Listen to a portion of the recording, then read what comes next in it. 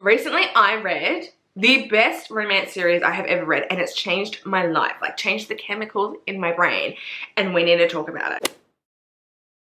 Before we get into the video, I want to talk about my best friends over at Bellesa. If you're not familiar with Bellesa, they are a bi-woman brand that sells self-pleasure toys, my favorite thing. We have teamed up yet again to give you guys a giveaway. Yes, baby. So, how the giveaway works is there's a link in my description box down below, and all you have to do is sign up. And when you sign up, you win something. Everyone wins. You either win a free vibe or you'll win a discount / gift card to purchase a vibe from Bellesa. As I said, everyone wins. I constantly get questions like, what are the best vibes to get? You know, like what toys should I purchase? Bellesa's where you want to go. So they've got stacks of different ones, babes. They've got the Pebble, right? Which is a personal favorite of mine.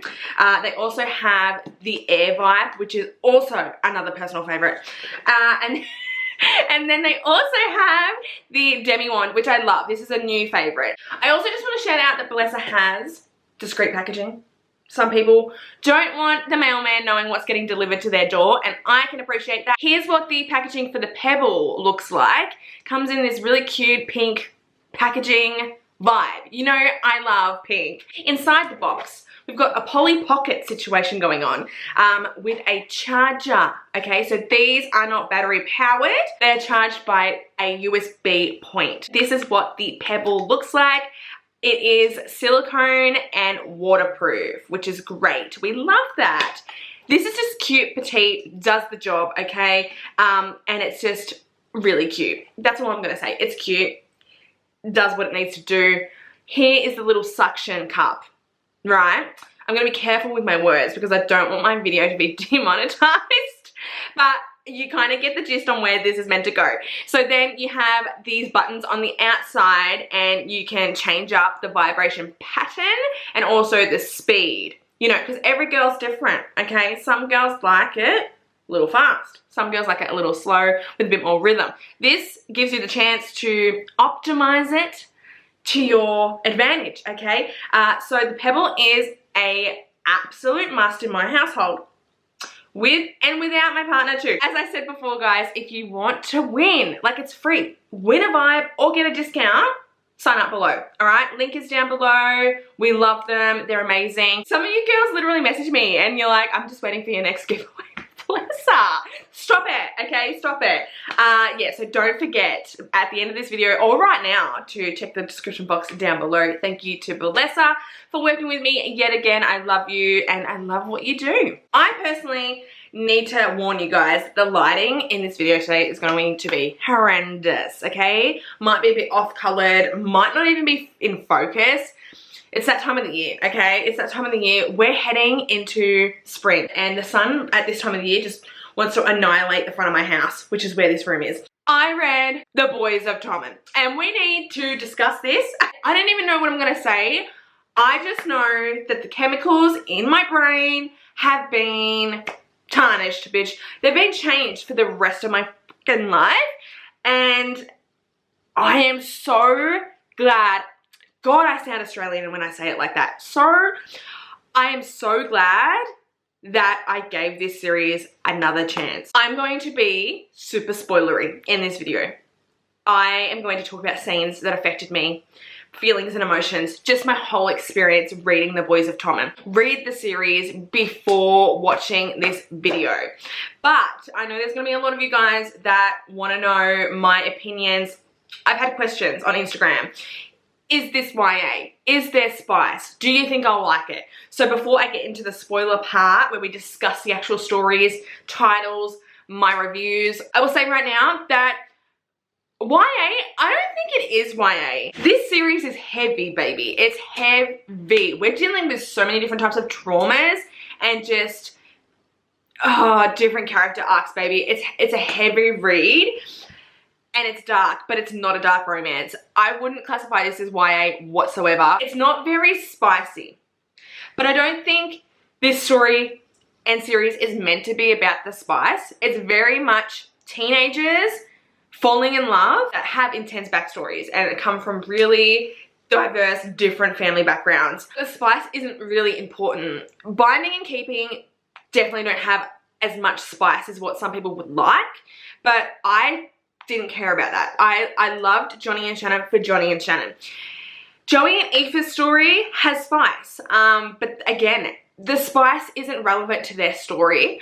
And then with Gibbsy and Claire, there's not a lot of spice. It's more like kind of angsty or whatever. There are spicy scenes, but it's just not kind of what most of us as romance readers are kind of used to.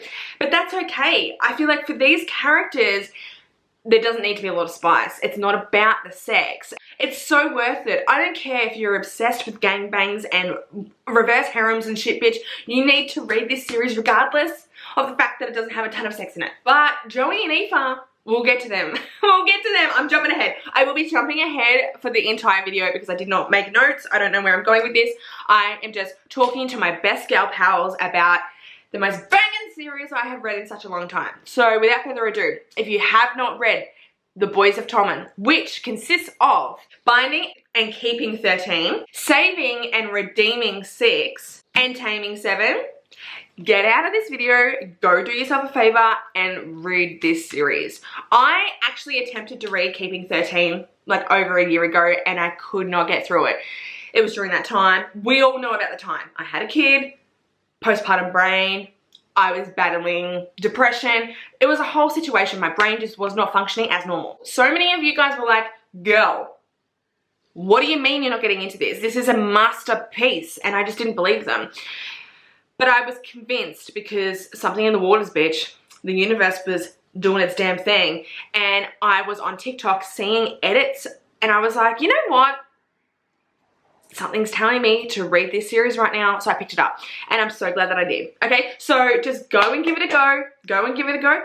Don't give it a go. Go and read it and have your heart shatter into a million pieces. My boobs are hanging out. Sorry about that. Go and get your heart shattered into a million pieces and then give me a call. Crying, okay? I'm here for you. I'll be here for you. Story is near and dear to my heart. All of their stories, these characters, this series, the found family, oh my god, it is just bravo, okay? Bravo to Chloe Welsh because Walsh. Because what a ride, what a ride. Let's talk about the first book in the series. So this is Binding 13. Now, these are thick, fat books, and let me tell you, I did not feel the length of these books while reading these whatsoever. Like, I was fully transported into this world. Time was irrelevant. The page numbers, the amount of words, it was all irrelevant because I was literally just in this story. I was in it. Like, I was fully, wholeheartedly in this story. So Binding and Keeping 13 is about Johnny and Shannon. Johnny is a 17-year-old Irish lad. So these books are actually set in Ireland. I say it so weird. Ireland in 2005. Now, I've said this on Instagram when I was reading it. I was in high school. I think I believe I was in year 7. So the beginning of high school in Australia. In 2009 or 8. I cannot remember. I think it's 9. No, I think it was 2008. I'm a little bit, you know, younger than these guys were in 2005. But with saying that, this story has so much nostalgia in it for me because I was raised during the 2000s, like the early 2000s, and there were parts of this story that kind of trickle into my high school experience. Also, I've said this on Instagram as well, with obviously Ireland, their school system and stuff like that, and just the way students were, teens were at this time, very similar to Aussie teenagers as well during this time. Like, the culture is there are differences, but very similar compared to like high school in America. That's like a whole different thing. So I could relate in so many different ways. Also, just the story, like Shannon, you know, I didn't come from money. My life and teen adolescence years had a lot of trauma, okay, you guys, like, I went through it. All the things you're reading in these books, I can relate to multiple, if not all of them, okay? There was a lot of things that I went through. So I found the nostalgia and just, it was something so different. I've been going through this kind of nostalgia journey this year, like just watching things and reading things that make me feel nostalgic because, you know, I'm 29, I'm a mum now, I'm heading into my 30s, it's my last year in my 20s, and I'm just feeling like, wow, like where has my life gone? So that's why I've been like digging nostalgia. This brought it, okay, this brought it.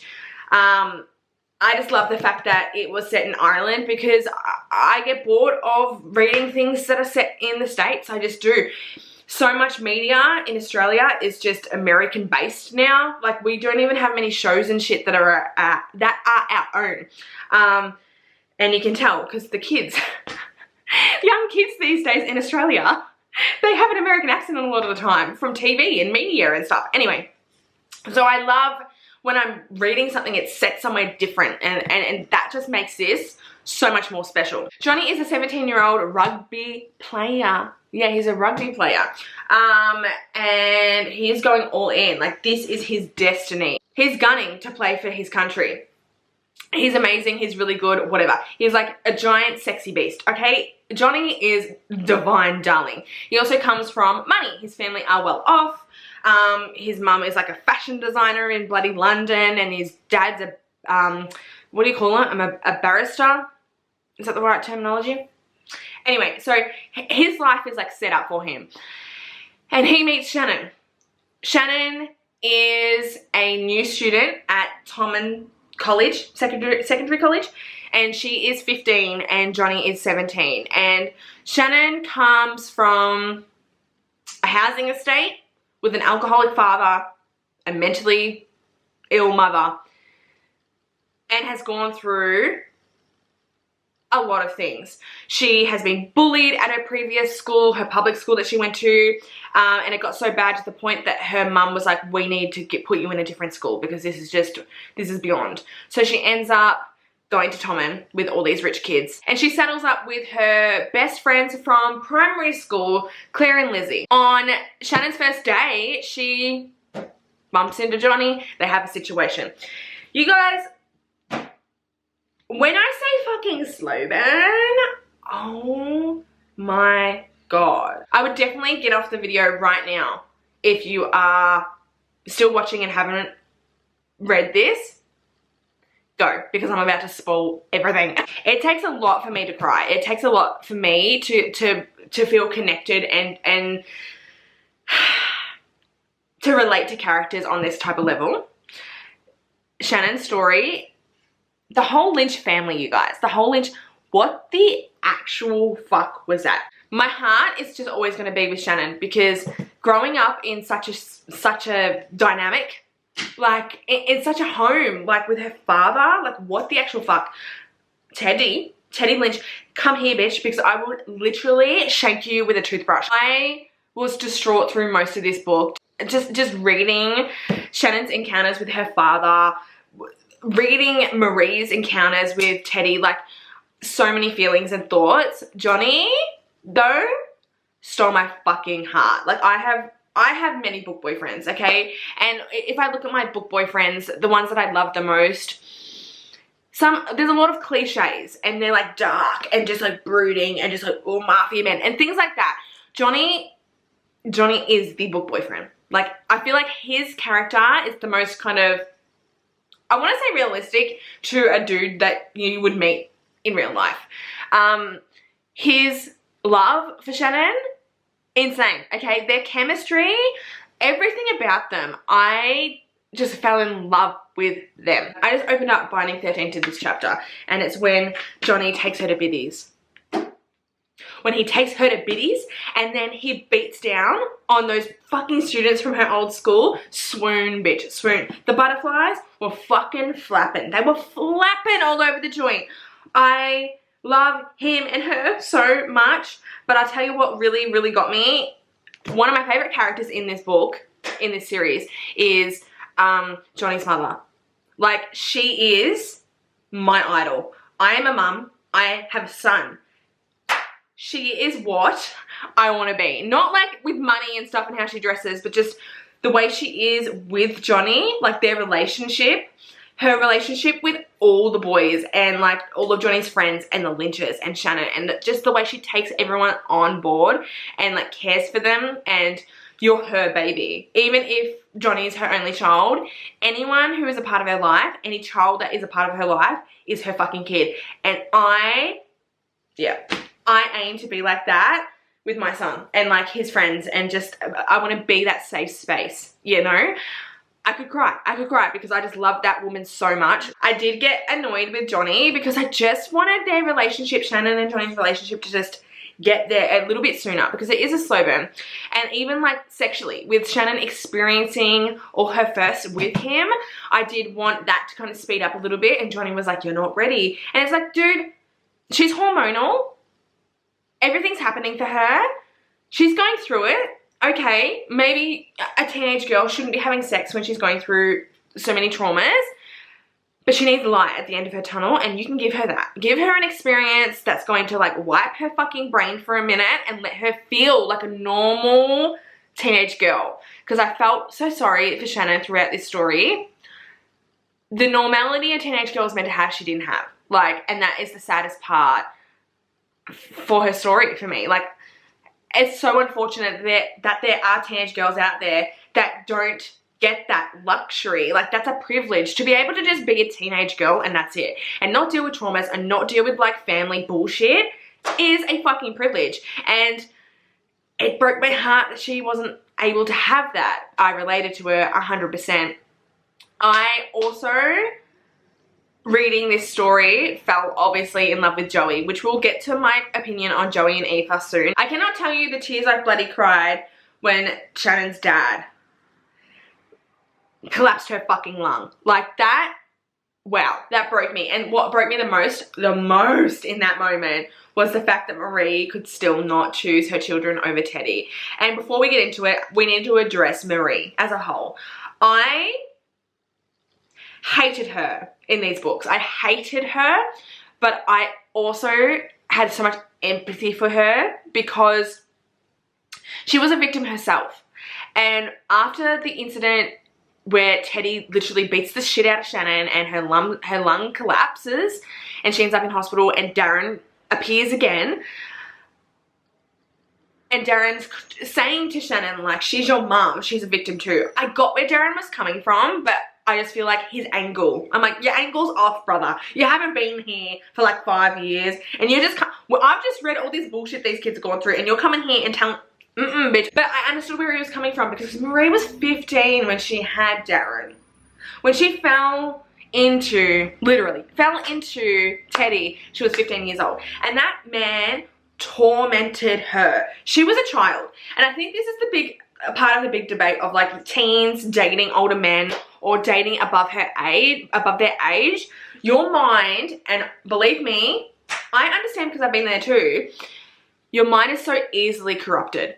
Like it's so easily manipulated. And that's what happened with Marie. Like, she was a child having a child with a child, but the other child was older than her and had no business, you know, being with her. And having a man like Teddy, that age, penetrate your mind with bullshit like that. She was so clouded by her misery and just her codependency with Teddy that she just couldn't get away, and she couldn't make the right decision for her children. And that is just the saddest thing ever. Broke my heart, especially after Shannon having the incident with her lung. Like, I was just like, that didn't wake you up, woman? Like, that didn't wake you up. Keeping 13 the fire, like, did not see that coming. I did not see that coming. There were so many things in this series that I did not see coming, and that's because whenever I saw it online, people didn't give away tropes and stuff like that. Like, I still can't even tell you what the tropes are. Like, I really can't. And that's what I miss about romance, is picking up a novel and not knowing what the hell is in it. The house fire ruined me, bawled my fucking eyes out. And poor Johnny, the shit that Johnny, like the shit that he had to go through and witness as he fell in love with Shannon is madness. Like, he was so oblivious, like rose-colored glasses to a lot of things in the world, and that being involved with her shook him to his core. Saving those children, the relationship he built with Shannon's bloody siblings, oh my god. But the house fire rocked me. Like, it honestly rocked me, and the funeral as well. Joey standing there and like looking down at his mother while live lightning crashes. Stop it. I'm never going to be able to listen to that song again. Like, I'm just never going to be able to listen to that song again. I was raised around that type of music. I rated both Binding and Keeping 5 stars. 5. Like, I'm so glad I came back to this, guys. I don't think I'll ever read anything like this. It's definitely one in a lifetime type of read. Like, the entire series, but especially the first 2 books. Johnny and Shannon, I just fell in love with them completely and utterly, and I really felt their love. Like, I know that their life is going to be beautiful together, and I believed their love so strongly. Like, they're destined to be together, everything and more. I had posted on Instagram that I had finished that. You're going to read Joey and Aoife, and you're going to die. You're gonna die, because Joey and Aoife are, I want to say, some of the fans' favorites. They really are. And I fell in love with Joey's character in Binding and Keeping, his relationship he had with Shannon. I've got an older brother who definitely, when I was younger, gave off Joey vibes. Not in a violent way or anything like that, but just like the protectiveness, and kind of like, my brother used to pay for my credit on my phone. Obviously, at the end of Keeping 13, Joey starts up at Tommen. Like, everything's happened. What happened with Shannon? The house fire, you know, the Kavanaghs. They've taken these kids on board. And you get a little bit of a gist of Joey in, you know, the other books. He's obviously got a drug problem. He's gone to rehab after Marie's funeral. He's in a relationship with Aoife, and we hear hints of what's going on with her. So when I started Saving 6, I was expecting the story to pick up where Keeping ended, and that was not the case, and that disappointed me so much, because like I said on Instagram, I don't know if you guys follow me on Instagram, but if you do, you would have seen my Instagram story where I said I absolutely hate, like despise, dual timelines and flashbacks. When I'm reading a series, I like the story's timeline to follow on from the end of the last book. Saving 6, we're going back. It's before Shannon's even at Tommen. It's before Johnny. It's before. It's telling you and showing you how and when Joey and Aoife got together. And I didn't like that, because there was no mystery. There was no mystery to their story, because you've already kind of read glimpses of their relationship in Binding and Keeping. And the thing that keeps me hooked with a romance is the mystery. So I found myself kind of like speeding through Saving just to get to Redeeming, to get to where Joey was at the end of Keeping, which kind of was a big mistake for me, because that doesn't really happen until like 70% of Redeeming 6. So there were definitely parts in Joey's story that I loved, and I do love Aoife so much. Though I have some qualms with Aoife, she pissed me off. I did enjoy that we were able to see how the abuse affected Joey compared to how it affected Shannon in the household. Joey copped the brunt of it, and you were able to understand Joey's stance with the kids and Shannon. Like, he definitely was the father figure. He raised those children. He did everything he could to keep them safe. He put himself in harm's way with Teddy to protect the kids, and he worked to support them. He did everything that he possibly could do to save and protect his family.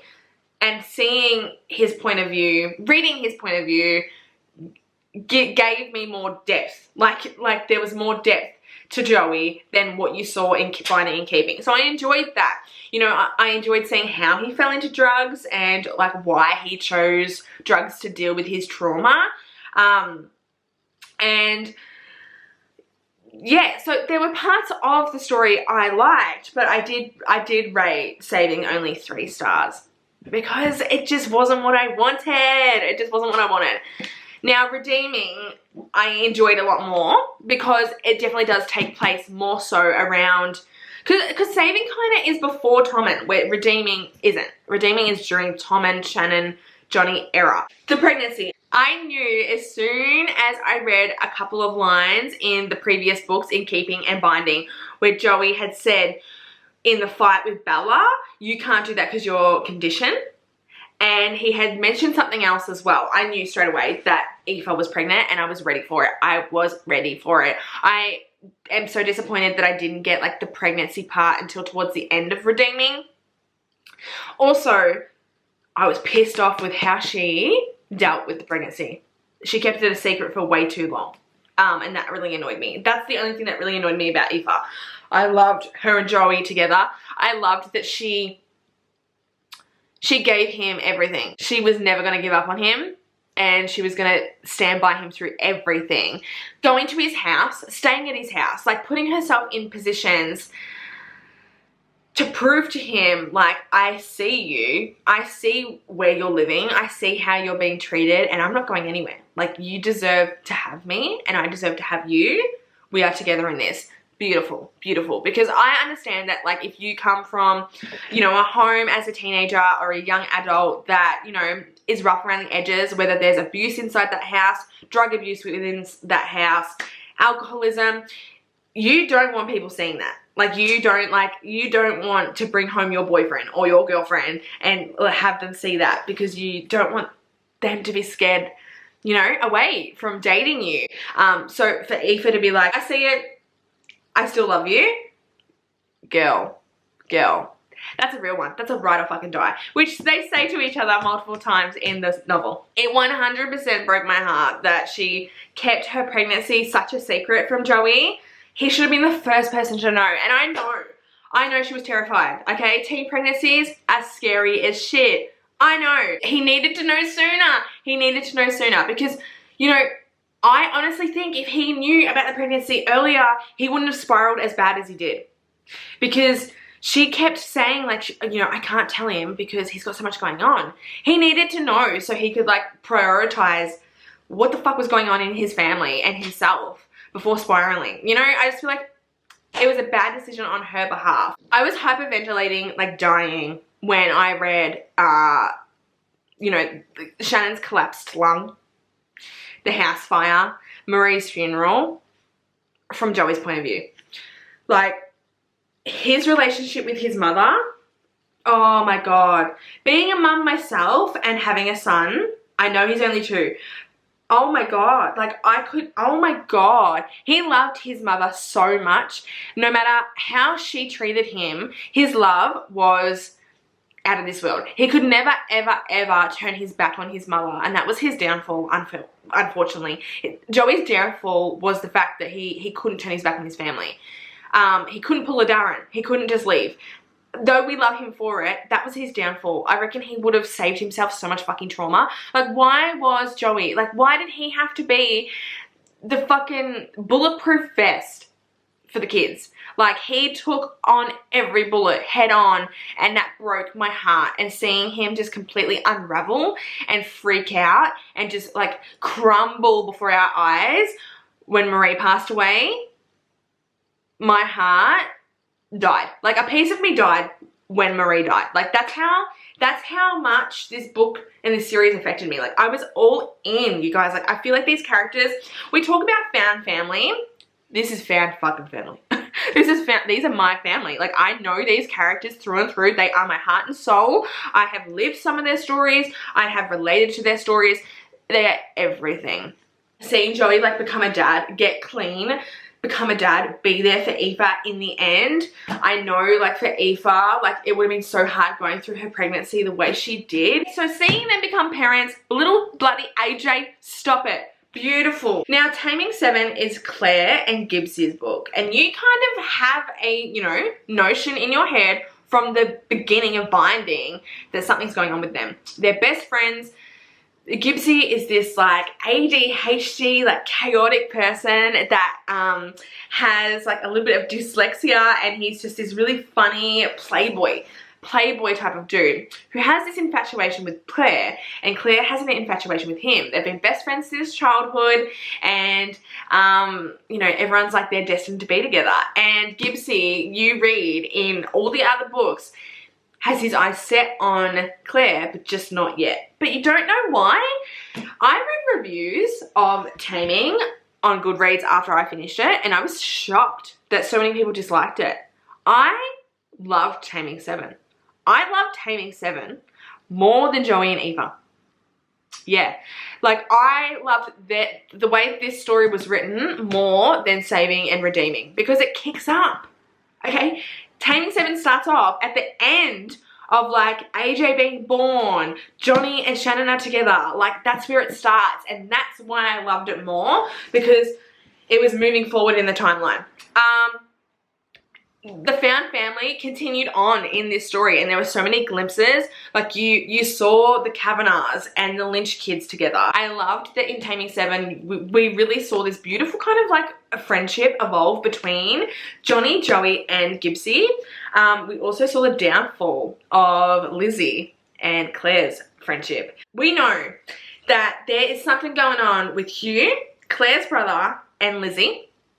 We also know that Lizzie's sister committed suicide, and Lizzie blames Gibbsy's family and Gibbsy's brother, stepbrother, right? We figure all this out throughout all the books, and then we get to here where it all kind of unfolds, and we learn the truth behind Lizzie's sister's suicide. What the fuck? I did not see that coming. I did not see that coming, and that shattered my life and soul.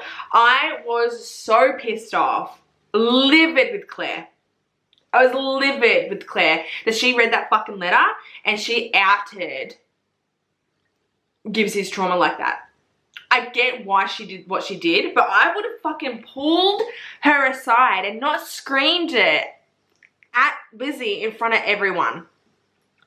Now, online I have seen people, like, they're very all over the place. Like, some people hate Claire, some people hate Lizzie. I am excited for Lizzie and Hugh's book because I feel like Lizzie's gonna break us, and I feel like I'm gonna relate to Lizzie the most. I feel like I will. I feel like I will. And you can say what you fucking want about like her sleeping or like her being with Hugh when Hugh's with Katie. When you're that age, you do shit like that. You fucking do. You do. Especially if you have trauma embedded in you. You'll do anything for love and affection. It doesn't matter who gets hurt. I understand that. I've been there. So I'm really interested in Lizzie and Hugh's story. We know Lizzie's self-harming. So that's going to be deep. That's going to be really deep. Back to the downfall of Claire and Lizzie's friendship. I get where Claire's coming from, and I get where Lizzie's coming from. I feel for the both of them. I can't even fathom what it would be like to, you know, from Claire's point of view, to have that happen to the person that you love, and then your best friend's just been like beating on them forever. But also we need to, you know, keep in mind where Lizzie's been at. Like, Lizzie didn't have all the information. Lizzie has been told something else, and she's just ran with that, and she's dealing and coping with the loss and grief of her sister. She's grieving, she's mourning, she's doing things that are out of character, and we can never judge anyone that is going through grief, because grief affects everyone differently. Like, we don't know what grief's going to do to us. You can make some really bad, poor choices when you're grieving, and I feel like Lizzie done that. So I'm psyched to read Lizzie and Hugh and Feely's book. Oh, he's gonna be a charmer. I can see it. He's a diamond in the rough. He's been dropped throughout the series, and you're like, oh, the little glimpses of him that you're like, okay. I feel like he's gonna be a character that we're gonna fall in love with once his book comes out. I think the next book is Claiming. Is it Claiming 10? I think so, and I think that's gonna be Lizzie and Hugh's book, and I'm my heart, I can't wait. I cannot wait. I love Taming 7 so much. Gibbsy is such a unique character, and I love the friends to lovers. The friends to lovers aspect was just brilliant. I loved it. I know a lot of people are, you know, they're on the fence with Claire and Gibbsy's book, but it fed my soul, bitch. I don't know what I've even said in this video, but this series has left a mark on me. It's fully changed me. It's definitely in the top 5 favorite series of all time. Like, I definitely need to do an updated one this is it, this is it. And it's made me really consider rereading a lot of books that I tried to read during that time in my life. I'm so glad that I read it when I did though, because I can't be forced. I've said this so many times. I cannot be forced to read books just because of hype, just because everyone else is. Like, I'll come to a book in my own way at my own time. And that's what happened with this series. I'm so glad that I read it when I read it, because during the past couple of months, I've been clearing up my Facebook group and deleting everything. And there had been posts about Keeping and Binding 13 from 2021. But that just tells me it was meant to be. Like, I was meant to read this series when I did. It also makes me think that I need to pick up, because a lot of you DM'd me on Instagram, I need to pick up Magnolia Parks again. Because it hasn't left me. Because that little 20% of Magnolia Parks that I've read has never left me. And the same thing with Binding. When I first read it, I read 20% of it. And I kept kind of thinking about it. And then, yeah, those TikToks convinced me to give it another go. When a book, if I read it and I don't connect to it in that moment, but it never leaves me, that's when I know. That's when I know it's meant to be. Anyway, I've rambled so much. This is my life and soul, Boys of Tommen. If I was to tell you my favorite couple, Joey and Shannon forever. Okay? My favorite male MC is Joey. Okay? My favorite female MC would have to be probably Claire at the moment, but I feel like Lizzie's going to replace her. That is it, guys. I hope you enjoyed this video. Do not forget about the giveaway in the description box down below. Thumbs this video up. I want to hear all your thoughts and feelings and emotions about the Boys of Tommen in the comments below. And I'll see you guys very soon. Bye.